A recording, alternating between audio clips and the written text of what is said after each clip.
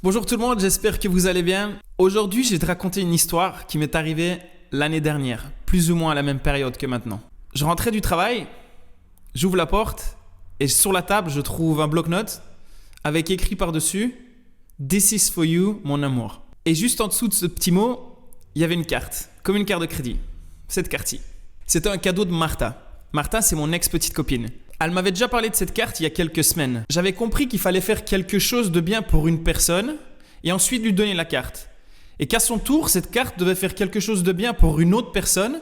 Et le principe du jeu, c'est de créer une chaîne de bienveillance, tout simplement. Dès que j'ai reçu la carte, j'ai dû télécharger une application. J'ai dû scanner le code qui se trouve derrière et suivre les instructions de l'application.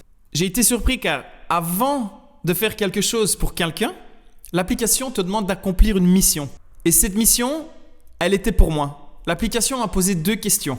Quand est-ce la dernière fois que tu as fait quelque chose pour la première fois? La deuxième question, qu'est-ce que tu as toujours voulu faire dans ta vie que tu n'as encore jamais fait? Quelle promesse tu t'es faite que tu n'as encore jamais fait aujourd'hui? Et là, un petit coup de pression parce que l'application te demande de faire cette chose-là pour toi et elle te donne 72 heures, pas plus. Je me suis posé, j'ai réfléchi un petit peu et puis je me suis souvenu qu'en 2013, quand j'ai décidé d'emménager en Thaïlande, je m'étais fait une promesse. J'étais sur mon scooter, je venais de terminer l'entraînement de boxe et en face de moi, il y avait un temple de moines bouddhistes. Et je me suis dit, un jour, je veux pouvoir expérimenter la vie d'un moine. Je veux savoir, ça fait quoi de vivre comme un moine? Et comment dire, j'ai eu l'opportunité plus d'une fois de le faire, mais je trouvais toujours des excuses. J'ai toujours esquivé et je ne l'ai jamais fait. Jusqu'au jour où la bonne carte est arrivée dans mes mains. En plus, j'avais justement un ami qui venait de revenir d'une semaine de méditation. Du coup, je l'ai appelé, j'ai eu les informations, j'ai checké en ligne, je me suis inscrit directement et me voilà parti pour 7 jours de retraite, méditation à plus ou moins 1 heure de Bangkok.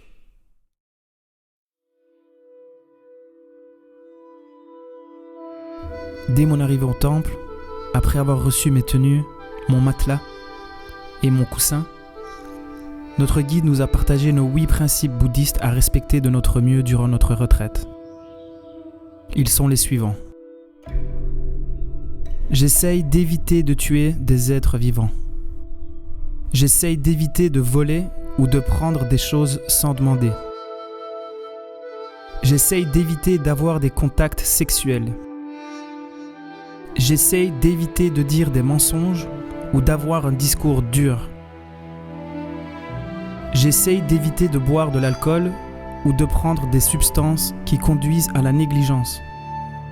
J'essaye d'éviter de prendre de la nourriture solide après le repas de midi jusqu'au lever du soleil.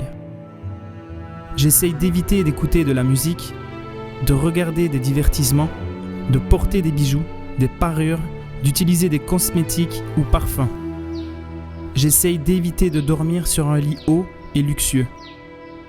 Le respect de ces principes aideront un méditant à atteindre plus rapidement la pleine conscience et la concentration.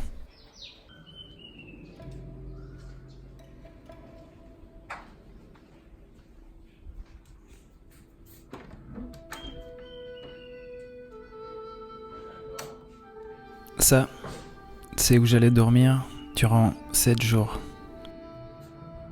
Et laisse-moi te dire que j'étais pas prêt à dormir à même le sol.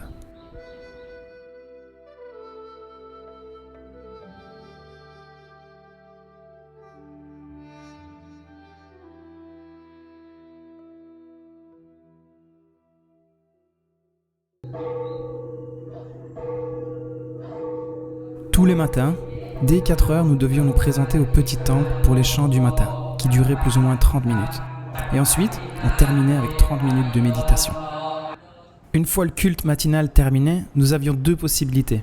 La première était de nettoyer tous les communs, mais le faire tout en étant présent et conscient. Cela nous demandait énormément de concentration. Par exemple, quand nous devions brosser le sol, on devait répéter dans notre tête le mouvement que nous étions en train de faire. Ça paraît fou, mais ça aide énormément pour être 100% conscient de ce que l'on fait. Et puis il y avait la deuxième option, celle que j'ai eu la chance d'expérimenter à partir de mon 3e jour.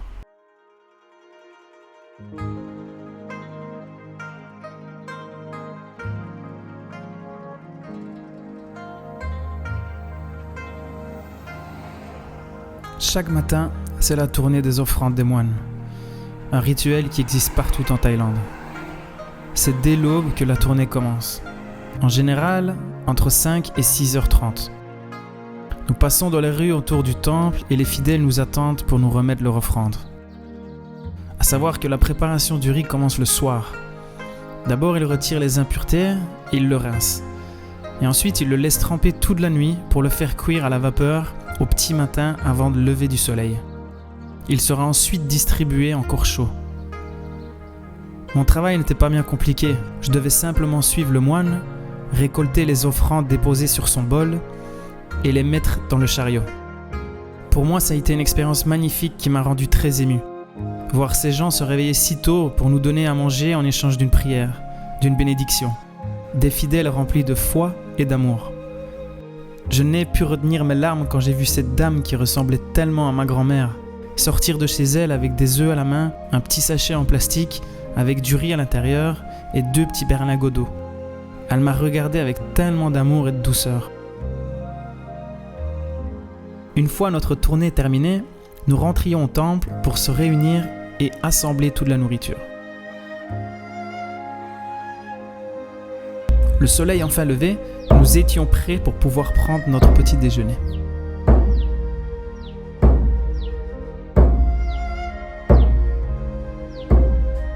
Nous avions droit à 2 repas par jour, le matin à 7h30 et ensuite le dernier à midi. Pendant ce repas, il nous est conseillé d'avoir une réflexion sur notre nourriture.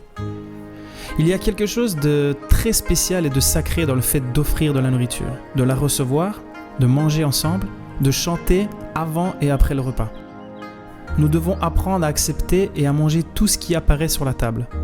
Ce sentiment est repris par un chant qu'on récite au monastère avant de manger. En considérant cette nourriture comme un remède, je la mangerai sans m'y attacher ni me plaindre, afin de ne pas accroître mon arrogance, ma force ou mon apparence, mais uniquement pour me maintenir en vie.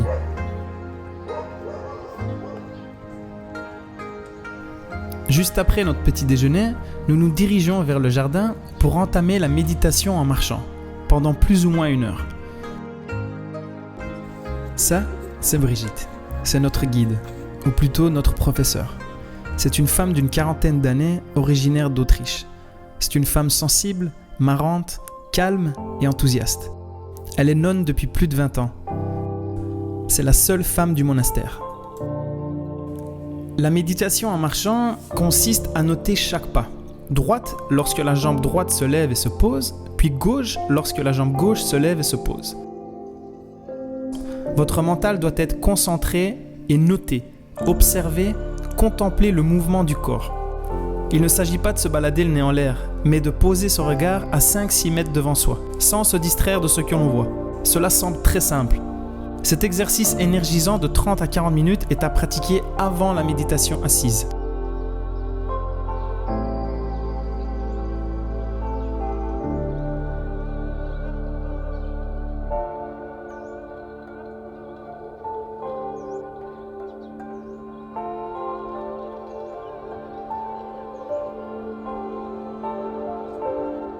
Ensuite, nous enchaînons avec 50 minutes de méditation guidée, avant de repartir prendre notre dernier repas. En général, l'après-midi, nous avons une séance de yoga et une autre heure de méditation. Pour terminer la journée, nous nous réunissons tous au grand temple pour le culte du soir.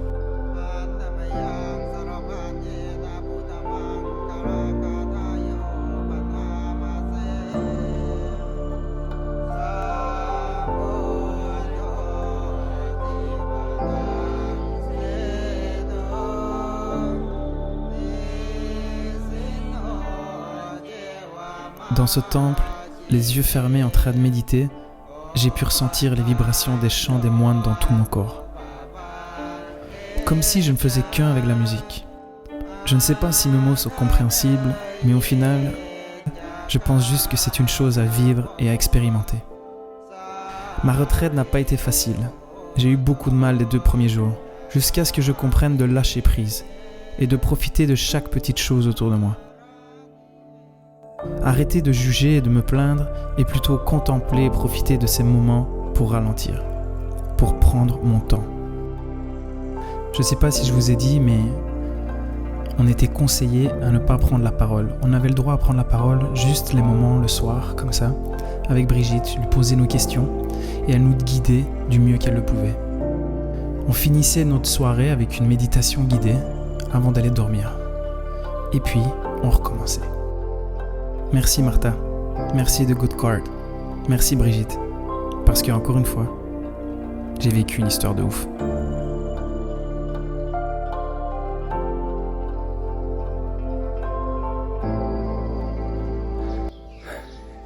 Voilà, la fin d'une semaine de méditation. C'était vraiment une super expérience. C'était très enrichissant. C'était un voyage, je vais dire, à l'intérieur de soi. Pour faire court, la base, vraiment ce qu'on nous a appris, c'est vivre chaque moment, chaque instant. La majorité du temps, on est dans notre tête. On passe notre temps dans notre tête, soit à penser au passé, soit à penser au futur, au projet, à nos goals, à tout ce qu'on a envie de faire, où on a envie d'aller, mais on vit jamais réellement ici en fait, ici et maintenant, contempler les choses, se rendre compte qu'on est super chanceux déjà d'être en vie, d'avoir ce corps qui nous porte.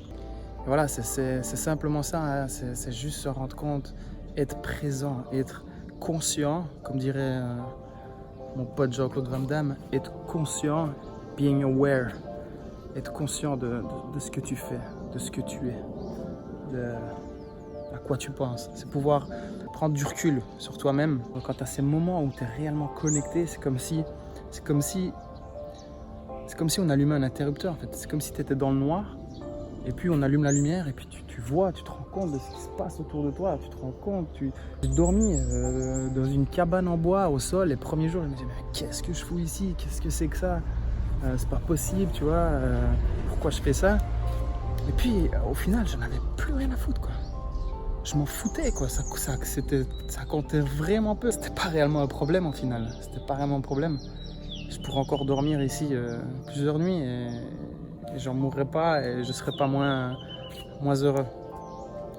Voilà, c'était seulement ces quelques phrases que j'avais à partager là à chaud. Et voilà, là je vais rentrer à la maison parce que je suis quand même impatient de manger une pizza ou des pâtes, ou, tu vois, un truc un peu différent du riz. Et de revoir ma petite Martachka. Et voilà. Peace tout le monde, je vous embrasse.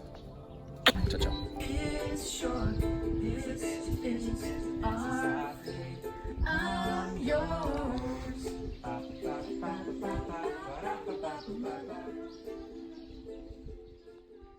J'espère que cette vidéo t'a plu. Si ça a résonné à l'intérieur de toi, je te conseille un livre.